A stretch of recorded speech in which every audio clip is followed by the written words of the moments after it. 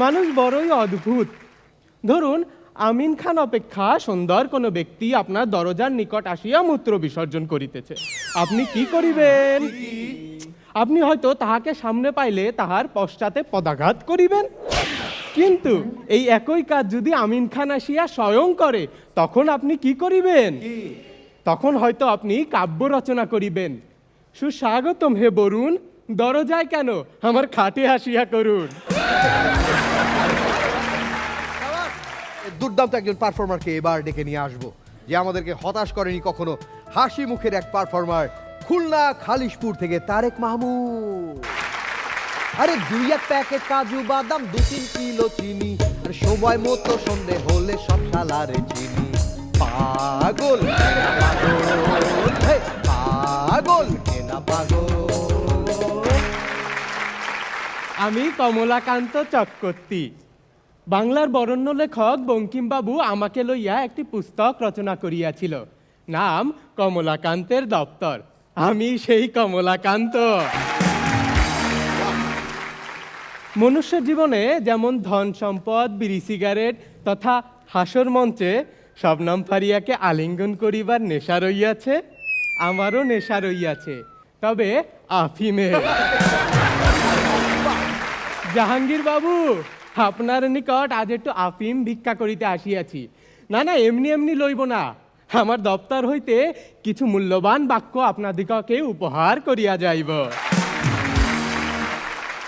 মনুষ্য জীবনে প্রেম আসে, আমার জীবনে আফিম আসলেও কখনো প্রেম আসে নাই, চেষ্টা করি নাই এমনটা নহে। একবার ভাবিয়েছিলাম আফিমের নেশা ছাড়িয়া নারীর নেশায় আসক্ত হইব। একবার এক রমণীর সহিত প্রেম করিবার হেতু নিয়ে গেলাম উদ্যানে।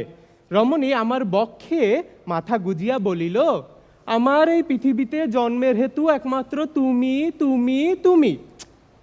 রমণীর কথা আমার ঠিক বোধগম্য হইল না। রমণীর মায়ের সহিত তো আমার কোনো কস্মিন কালেও কোনো সম্পর্ক নয়।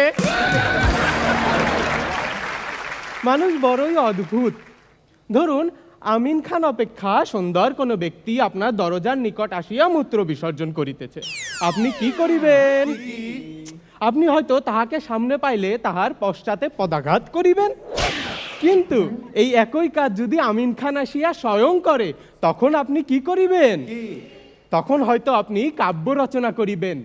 সুস্বাগতম হে বরুণ, দরজায় কেন, আমার খাটে আসিয়া করুন। কমলা প্রেম করে নাই সত্য, কমলার বিবাহ হয় নাই সত্য, তবে ঘর ঘর ঘুরিয়া দেখিয়াছে পতিগণের কাছে বধূরা হচ্ছে মৌমাছির চাকের ন্যায়। ইহাতে মধু আছে সত্য, ইহা গুনগুন করিয়া গান গায় সত্য, কিন্তু ইহাতে যদি ভুলক্রমে কোথাও ঢিল মারা হয়, পুরো পাড়া সারা জাগাইতে ইহারা একাই যথেষ্ট। দারুণ দারুণ দারুণ। মহল্লার ছোট ছোট চ্যাংড়া ছেলেরা আমাকে দেখলেই মাঝে মাঝে ভেঙচি কাটে। সেদিনকে আমি পাড়ার রাস্তা দিয়ে যাচ্ছিলুম, একটা ছেলে আমাকে দেখে ভেঙচি কাটিতে শুরু করিল। আমি তাহার নিকটে যাইতেই সে আবার মুখের ভিতর লুকাইয়া লইল। যেই আবার প্রত্যাখ্যান করিব, আবার সে মুখের ভিতর লুকাইল, আবার দেখাইল। আমি রাগান্বিত হইয়া জিজ্ঞেস করিলাম, ওহে বালক, তুমি তোমার জিহ্বার তলে উহা কি লুকাইতেছ? বালক বলিল, কমলার বিচি।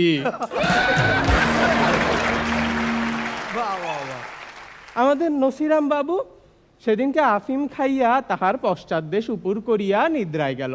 আমি তাহার পাশে আফিম খাইয়া ঝিমাইতেছিলাম। হঠাৎ তাহার পশ্চাৎদেশ হইতে এক বিশাল শব্দ সিঙ্গার ছাড়িয়া গেল। আমি তাহাকে প্রথমে দূষিত বায়ু চিন্তা করিয়া প্রত্যাখ্যান করিলাম। কিছুক্ষণ পর মনে হইল তাহার পশ্চাৎদেশ আমাকে কিছু বলিতে চায়। আফিমের গুণে আমার দিব্যকর্ণ প্রাপ্ত হইল। শুনিলাম সে খুবই করুণ সুরে বলতিছে, ওহে মানুষ, তোমরা আমাদের মুখের ভাষা কারিয়া লইলা কেন? আমরা সামান্য টুক করিয়া শব্দ করিলেই তোমরা আঙ্গুলি দিয়া নাসিকা চাপিয়া ছি ছি করো কেন? আমাদের কি দোষ? তোমরা আমাদেরকে কেন এত অবহেলা করো? আমরা তো আর এই বর্তমান সামাজিক যোগাযোগ মাধ্যমের হেই গায়েস বলা সাংবাদিক নহে। তোমরা মোলার তরকারি খাও, সমস্যা না হয়, তোমরা মোগলাই পরাটা খাও, সমস্যা নহে, কিন্তু তাহার ফলে যে দুর্গন্ধ ঝাঁঝালোযুক্ত হাইড্রোজেন সালফাইড গ্যাস উৎপন্ন হয়, ইহার দায়ভার আমাদের উপর চাপাইতে লজ্জা করে না? আমরা তোমাদের পিছনে পড়িয়া থাকি, আমাদেরকে মারিয়া তোমরা কি সুখ পাও? তবে আমরাও এখন থেকে প্রতিবাদ করব, আমরা বাক রুদ্ধ করিব। কত মানুষ বোমা মারিয়া দেশ ছাড়িয়া চলিয়া যাইতেছে, কই তোমরা গুলির শব্দে তো ভয় পাও না, তোমরা বোমার শব্দে তো ছি ছি করো না, আমরা শুধু পুক করিলেই দোষ। জাহাঙ্গীর বাবু, ও জাহাঙ্গীর বাবু, না এতক্ষণেও যখন আফিম পাইলাম না, মনে হয় সে নিজেই আফিম খাইয়া ভুট হইয়া পড়িয়া আছে। আপনারা কিসের অপেক্ষা করতেছেন? বিচার কার্য শুরু করুন।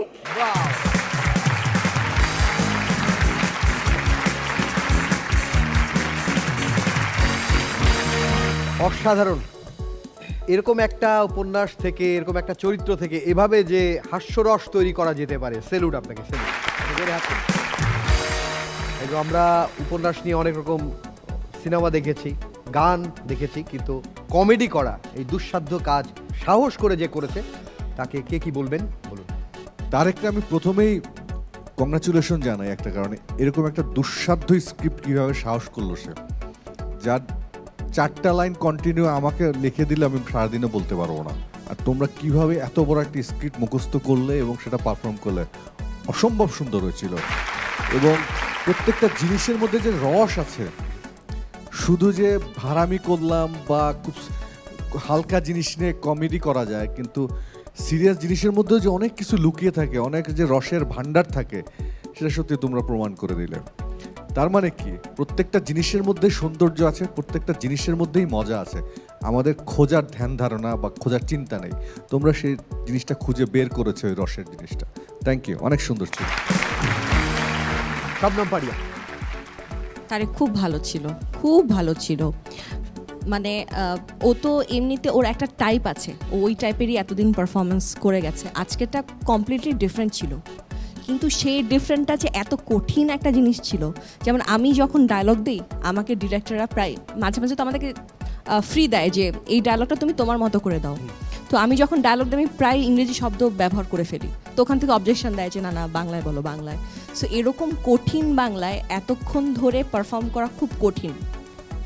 ইট ওয়াজ ওয়ান্ডারফুল। একটা তো হার্ট ওর জন্য দিতেই হবে। Thank you.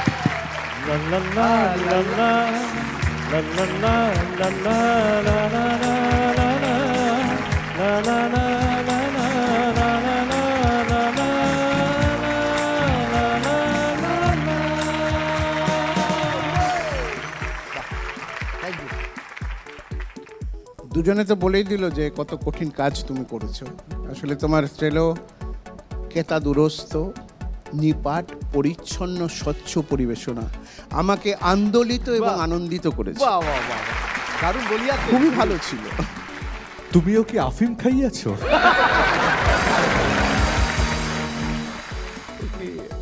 এইটা সোফার তারেকের বেস্ট পারফরমেন্স। Thank you. এরকম একটা চ্যালেঞ্জ নিয়েছিলেন এবং দুর্দান্ত পারফরমেন্স। আচ্ছা, এত সুন্দর পারফরমেন্স, কিন্তু তারপরেও কমলাকান্তর সংসার কেন টেকে না? কারণ তার বউ প্রায় বলে কমলা ক্লান্ত। দারুণ বলিয়াছেন ভাইজান, অসংখ্য ধন্যবাদ।